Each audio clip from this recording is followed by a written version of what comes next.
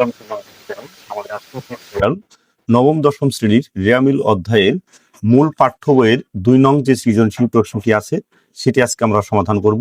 তো এখানে বলা আছে যে জুবিলি এন্টারপ্রাইজের 2017 সালের ডিসেম্বর তারিখের হিসাবের উদ্ধৃতগুলো নিম্নরূপ। তো এখানে কিছু খতিয়ানের কিছু উদ্ধৃত দেয়া আছে। তো তারপরে এর পরিপ্রেক্ষিতে নিচে 3টি প্রশ্ন করা হয়েছে। তো ক নম্বর প্রশ্নে বলা হয়েছে যে জুবিলি এন্টারপ্রাইজের রেয়া মিলে যে উদ্ধৃতগুলো অন্তর্ভুক্ত হবে না তার পরিমাণ নির্ণয় করো। খতে বলা হয়েছে যে উপযুক্ত উদ্ধৃতগুলো দ্বারা জুবিলি এন্টারপ্রাইজের রেয়া মিল প্রস্তুত করো। গতে বলা হয়েছে যে জুবিলি এন্টারপ্রাইজের মূলধন জাতীয় ব্যয় ও মুনাফা জাতীয় ব্যয়ের পরিমাণ নির্ণয় করো। তো ক নম্বর যে প্রশ্নটি এখানে করা হয়েছে যে জুবিলি এন্টারপ্রাইজের রেয়া মিলে যে উদ্ধৃতগুলো অন্তর্ভুক্ত হবে না তার পরিমাণ নির্ণয় করো। তো রেয়া মিলে আসলে কোন কোন দফাগুলো অন্তর্ভুক্ত হয় না? তো আমরা জানি রেয়া মিলে সাধারণত যে দফাগুলো অন্তর্ভুক্ত হয় না সেই দফাগুলো হলো, দেখো এখানে লিখে দিয়েছি, যে প্রারম্ভিক হাতে নগদ বা নগদ উদ্ধৃত, অর্থাৎ প্রারম্ভিক অর্থাৎ বছরের শুরুর যদি কোনো হাতে নগদ থাকে বা নগদ উদ্ধৃত থাকে তাহলে সেটাও রেয়া মিলে অন্তর্ভুক্ত হবে না। প্রারম্ভিক ব্যাংক জমা অর্থাৎ এক তারিখের যদি কোনো ব্যাংক জমা থাকে তাহলে সেটি প্রারম্ভিক ব্যাংক জমা, তো সেটিও রেয়া মিলে অন্তর্ভুক্ত হবে না। প্রারম্ভিক ব্যাংক জমাতিরিক্ত থাকলেও সেটিও অন্তর্ভুক্ত হবে না। এরপরে আছে সমাপনী মজুত পণ্য, অর্থাৎ বছর শেষে যদি কোনো মজুত পণ্য থাকে সেই ক্ষেত্রে সেটা রেয়া মিলে অন্তর্ভুক্ত হবে না। এছাড়া সম্ভাব্য সম্পদ বা দায়, প্রারম্ভিক প্রাপ্য হিসাব, প্রারম্ভিক প্রদায় হিসাব, সমাপনী মণিহারি বা অব্যবহৃত মণিহারি যদি থাকে সেগুলো রেয়া মিলে অন্তর্ভুক্ত হবে না। তো দেখো এখানে আমাদের 2টি এন্ট্রি আছে, সেটি একটি হচ্ছে নগদ তহবিল 1/1/2017, এটা হচ্ছে প্রারম্ভিক নগদ তহবিল। তো সেক্ষেত্রে এটা রেয়া মিলে অন্তর্ভুক্ত হবে না, কারণ আমরা জানি এখানে বলা আছে যে প্রারম্ভিক খাতে নগদ বা নগদ উদ্ধৃত যদি থাকে সেটা রেয়া মিলে অন্তর্ভুক্ত হবে না। তো সেক্ষেত্রে নগদ তহবিল 6,000 টাকা, দেখো এখানে নগদ তহবিল দেওয়া আছে 6,000 টাকা। তো সেক্ষেত্রে 6,000 টাকা আমরা এখানে নিয়েছি। তারপরে আছে সমাপনী মজুত পণ্য, এখানে কিন্তু মজুত পণ্য এটাও দেওয়া আছে মজুত পণ্য, এখানে এটাও দেওয়া আছে মজুত পণ্য, কিন্তু এটা হচ্ছে 1 তারিখের অর্থাৎ প্রারম্ভিক মজুত পণ্য, তো এটা রেয়া মিলে অন্তর্ভুক্ত হবে।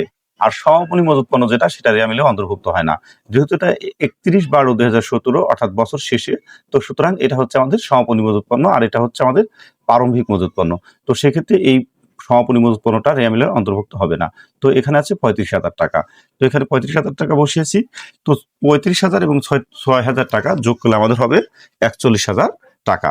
তো এই ছিল আমাদের ক নম্বর প্রশ্নের সমাধান। তারপরে বলা হয়েছে যে জুবিলি এন্টারপ্রাইজের অর্থাৎ উপযুক্ত উদ্ধৃতগুলো দ্বারা জুবিলি এন্টারপ্রাইজের রেয়া মিল প্রস্তুত করো। তো দেখো এখন রেয়া মিল প্রস্তুত করার জন্য আমাদের একটা নিয়ম আছে, সেটি ফলো করে আমাদের রেয়া মিল প্রস্তুত করতে হবে।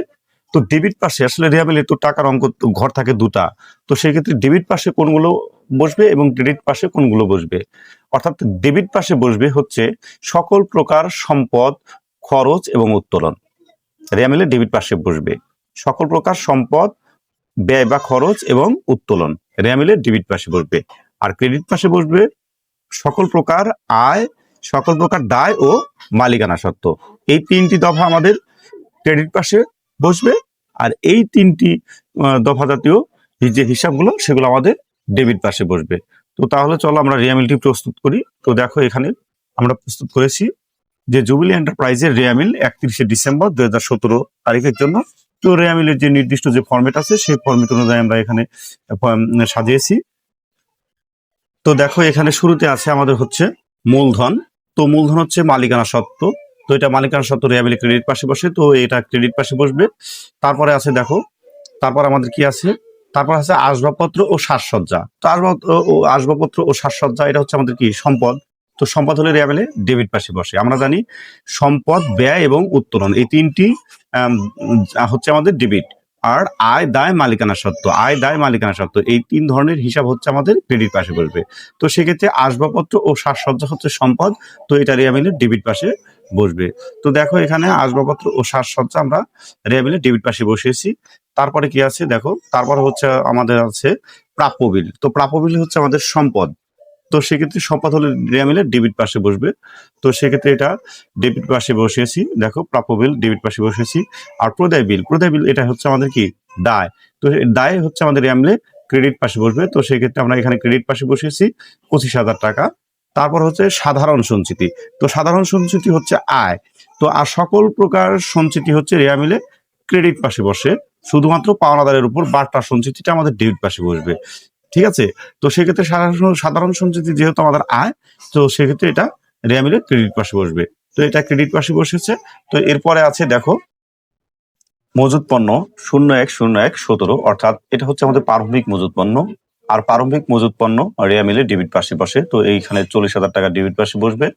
তারপর হচ্ছে ভাড়া, ভাড়া হচ্ছে খরচ, তো খরচ হলে রেয়া মিলে ডেবিট, তো 5,000 টাকা ডেবিট পাশে বসেছে।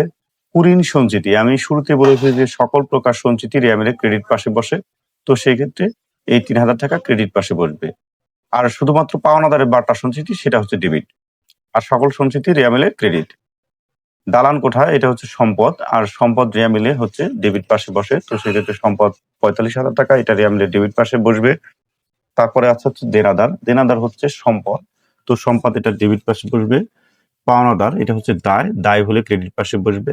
বেতন, বেতন হচ্ছে খরচ অর্থাৎ ব্যয়, তো সেক্ষেত্রে রেয়া মিলে ব্যয় ডেবিট পাশে বসে, তো সেক্ষেত্রে ডেবিট পাশে বসবে। আর অনুপার্জিত সেবা আয়, অনুপার্জিত সেবা আয় হচ্ছে একটি দায়, তো সেক্ষেত্রে এটা হচ্ছে রেয়া মিলে ক্রেডিট পাশে বসবে, তো সেক্ষেত্রে এটা ক্রেডিট পাশে বসেছে। তো অনুপার্জিত সেবা এটা হচ্ছে এরকম যে আমি কারো কাছ থেকে মানে টাকা নিয়েছি, অর্থাৎ তাকে সেবা দেইনি, অর্থাৎ তার কাছে আমি দায়বদ্ধ, সেটাই হচ্ছে অনুপার্জিত আয়। তো সেক্ষেত্রে সেটা ক্রেডিট পাশে বসবে। ব্যাংক জমাতিরিক্ত, অর্থাৎ ব্যাংকে যার জমা আছে তার চাইতে বেশি উত্তোলন করা হয়েছে, অর্থাৎ ব্যাংক জমাতিরিক্ত, সেটা হচ্ছে দায়। তো দায় হলে রেয়া মিলে ক্রেডিট পাশে বসবে, তো ক্রেডিট পাশে বসেছে। নগদ তহবিল 31/12/17, অর্থাৎ সমাপনী নগদ তহবিল, তো সমাপনী নগদ তহবিল হচ্ছে আমাদের সম্পদ, তো সেক্ষেত্রে এটা রেয়া মিলে ডেবিট পাশে বসবে। বিমা প্রিমিয়াম এটা হচ্ছে খরচ, তো সেক্ষেত্রে এটা ডেবিট পাশে বসবে। এখন যদি আমরা যোগ করি তাহলে দেখা যাবে যে এ পাশে হয়েছে আমাদের 2,23,000, আর এ পাশে যদি আমরা যোগ করি তাহলে আমাদের হবে 2,13,000, অর্থাৎ 10,000 টাকা কম আছে। তো এই 10,000 টাকায় হচ্ছে আমাদের অনিশ্চিত হিসাব, অর্থাৎ রেয়া মিল যখন না মিলবে উভয় পক্ষ উভয় পাশ, তখন যে ক্ষেত্রে অর্থাৎ যে পাশে যে টাকাটি কম আছে সেটা হচ্ছে আমাদের অনিশ্চিত হিসাব দিয়ে রেয়া মিলটি মিলাতে হবে। তো সেক্ষেত্রে যেহেতু এ পাশে আমাদের 10,000 টাকা কম আছে, তো সেক্ষেত্রে এটা আমাদের অনিশ্চিত হিসাব দিয়ে দিলে আমাদের রেয়া মিলটি উভয় পক্ষ মিলে যাবে। তো দেখো 2,23,000, 2,23,000 টাকা। তো এই ছিল আমাদের খ নম্বর প্রশ্নের সমাধান। তোমাদের পরবর্তী যে প্রশ্নটি, সেই প্রশ্নটি হচ্ছে দেখো, জুবিলি এন্টারপ্রাইজের মূলধন জাতীয় ব্যয় ও মুনাফা জাতীয় ব্যয়ের পরিমাণ নির্ণয় করো। তো অর্থাৎ এখান থেকে আমাদের মূলধন জাতীয় যে ব্যয়গুলো আছে সেখান থেকে মূলধন জাতীয় ব্যয়গুলো লিখতে হবে এবং মুনাফা জাতীয় ব্যয়গুলো লিখতে হবে।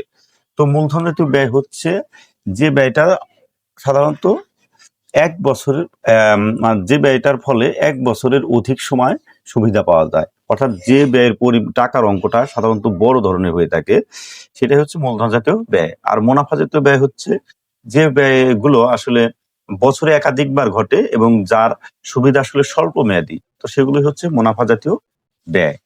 তো দেখো এখানে মূলধন জাতীয় ব্যয় এবং মুনাফা জাতীয় ব্যয়ের পরিমাণগুলো আমরা এখানে নির্ণয় করেছি। তো গ নম্বর প্রশ্ন যে মূলধন জাতীয় ব্যয় ও মুনাফা জাতীয় ব্যয়ের পরিমাণ নির্ণয়। তো মূলধন জাতীয় ব্যয়ের মধ্যে কি কি যাবে আমাদের? দেখো এখানে যাবে আসবাবপত্র সাজসজ্জা 50,000 টাকা, আর হচ্ছে দালান কোঠা 45,000 টাকা। তো যোগ করলে আমাদের হবে 95,000 টাকা। তো আমরা যদি এখানে একটু প্রশ্ন একটু লক্ষ্য করি, তো দেখো তো সেই ক্ষেত্রে এখানে আমাদের মূলধন হচ্ছে মূলধন জাতীয় ব্যয়, আর আসবাবপত্র সাজসজ্জা এটা হচ্ছে আমাদের মূলধন জাতীয় ব্যয়। প্রাপ্য বিল এটা হচ্ছে চলতি সম্পদ, এটা ব্যয় না। প্রদায় বিল এটা হচ্ছে চলতি দায়, এটাও ব্যয় না। সাধারণ সঞ্চিতি এটা হচ্ছে আয় আসলে। তো আর নগদ তহবিল এটা প্রারম্ভিক নগদ তহবিল, আর এটা রেয়া মিলে আসে না। মজুত পণ্য এটা মুনাফা জাতীয় ব্যয় আসলে। তো তারপরে ভাড়া এটা মুনাফা জাতীয় ব্যয়। তারপরে দেখো দালান কোঠা এটা হচ্ছে আমাদের মূলধন জাতীয় ব্যয়। তারপরে দেখো এখানে তোমাদের একটা জিনিস, তো সেটা হচ্ছে এখানে মূলধন জাতীয় ব্যয়ের মধ্যে আসবাবপত্র এবং সাজসজ্জা, এবং দালান কোঠা, আসলে যে মূলধন এটা হচ্ছে আমাদের মালিকানা সত্ত্ব। মূলধন এটা হচ্ছে মূলধন জাতীয় ব্যয় না, আসলে এটা হচ্ছে মালিকানা সত্ত্ব 1,50,000 টাকা। এটা হচ্ছে মূলধন জাতীয় প্রাপ্তি যদি বলা হতো, তো সেক্ষেত্রে এটা মূলধন জাতীয় প্রাপ্তির মধ্যে যেত। তো সেক্ষেত্রে মূলধন জাতীয় ব্যয়ের মধ্যে আমাদের আসবাবপত্র ও সাজসজ্জা এবং দালান কোঠা এই দুইটি এন্ট্রি যাবে। তারপর দেখো দেনাদার এটা চলতি সম্পদ, পাওনাদার এটা চলতি দায়, বেতন এটা মুনাফা জাতীয় ব্যয়, এটা অনুপার্জিত সেবা একটি দায়, তো সেক্ষেত্রে এটা ব্যয়ের মধ্যে যাবে না। ব্যাংক জমাতিরিক্ত এটা হচ্ছে দায়, এটা ব্যয়ের মধ্যে যাবে না। নগদ তহবিল এর সমাপনী অর্থাৎ এটা হচ্ছে সম্পদ। বিমা প্রিমিয়াম এটা মুনাফা জাতীয় ব্যয়। তো তারপরে দেখো মজুত পণ্য 31 এটা হচ্ছে চলতি সম্পদ। তো সেক্ষেত্রে আমাদের মূলধন জাতীয় ব্যয়ের মধ্যে যাবে আসবাবপত্র ও সাজসজ্জা আর হচ্ছে দালান কোঠা। তার পরবর্তীতে দেখো মুনাফা জাতীয় ব্যয়ের মধ্যে কি কি যাবে। তো দেখো মুনাফা জাতীয় ব্যয়ের মধ্যে যাবে হচ্ছে বিক্রিত পণ্যের ব্যয়। তো বিক্রিত পণ্যের ব্যয় কিভাবে নির্ণয় করা লাগে সেক্ষেত্রে সে একটি ভিডিও আমার ইয়েতে চ্যানেলে দেওয়া আছে, তো সেখান থেকে তোমরা ভিডিওটি দেখে নিবে। তো দেখো বিক্রিত পণ্যের ব্যয় নির্ণয় করার জন্য প্রথমে আমাদের যাবে হচ্ছে প্রারম্ভিক মজুত পণ্য। তো দেখো এখানে প্রারম্ভিক মজুত পণ্য কোথায় আছে, আর যে উদ্বৃত্ত দেওয়া আছে, তো প্রারম্ভিক মজুত পণ্য এখানে আছে 40,000 টাকা। তো প্রারম্ভিক মজুত পণ্য যাবে, তো সেক্ষেত্রে দেখো আমরা এখানে প্রারম্ভিক মজুত পণ্য দিয়েছি 40,000 টাকা। তারপর যদি ক্রয় থাকে, যেহেতু অঙ্কে ক্রয় নেই, তো সেক্ষেত্রে ক্রয় না থাকলে দিতে হবে। যদি মজুরি থাকতো মজুরি দিবে। এসব অর্থাৎ প্রারম্ভিক বিক্রিত পণ্যের ব্যয় নির্ণয় করার জন্য যে ছকটি আছে, আসলে প্রথমে প্রারম্ভিক মজুত পণ্য, এর সাথে ক্রয় থাকলে ক্রয় যাবে, ফেরত থাকলে বাদ যাবে, তারপর অলিখিত ক্রয় থাকলে যোগ হবে, মজুরি থাকলে যোগ হবে, তারপরে যদি আমদানি শুল্ক থাকে এগুলো থাকলে যোগ হবে, আর শেষে সমাপনী মজুত পণ্য বাদ যাবে। তো সেক্ষেত্রে যেহেতু এখানে মজুরি বা ক্রয়, ফেরত বা আমদানি শুল্ক এগুলো নেই, তো সেক্ষেত্রে আমাদের আর দেওয়ার প্রয়োজন নেই। তো তারপরে এখানে মাইনাস সমাপনী মজুত পণ্য 35,000 টাকা, অর্থাৎ 40,000 থেকে 35,000 টাকা মাইনাস করলে আমাদের হবে 5,000 টাকা। তার সাথে যোগ করতে হবে অন্যান্য পরোক্ষ খরচ। তো পরোক্ষ খরচগুলো হচ্ছে ভাড়া, তারপর হচ্ছে কুড়িনি সঞ্চিতি, এটা হচ্ছে আমাদের পরোক্ষ খরচ। কুড়িনি সঞ্চিতি পরোক্ষ খরচের মধ্যে যাবে। তো পরোক্ষ খরচের মধ্যে না, আসলে কুড়িনি সঞ্চিতিটা এটা আমাদের মাইনাস হবে আসলে এখানে কুড়িনি সঞ্চিতিটা। তারপর হচ্ছে বেতন, বেতন 5,000 টাকা, আর হচ্ছে বিমা প্রিমিয়াম এটাও খরচ 8,000 টাকা। অর্থাৎ এই 5,000 যোগ করলে হবে 10,000, আর 8,000 18,000, আর এখান থেকে 3,000 মাইনাস করলে হবে 15,000। তো আর 15,000 আর উপরে আছে হলো 5,000, তো যোগ করলে আমাদের হবে 20,000। এই 20,000 টাকা হচ্ছে আমাদের মোট মুনাফা জাতীয় ব্যয়, আর এখানে 95,000 টাকা হচ্ছে মূলধন জাতীয় ব্যয়। তো এই ছিল আমাদের আজকের টিউটোরিয়াল। তো আমার পরবর্তী প্রতিটি ভিডিও পেতে অবশ্যই চ্যানেলটিকে সাবস্ক্রাইব করবে এবং সাথে থাকা বেল আইকনটি বা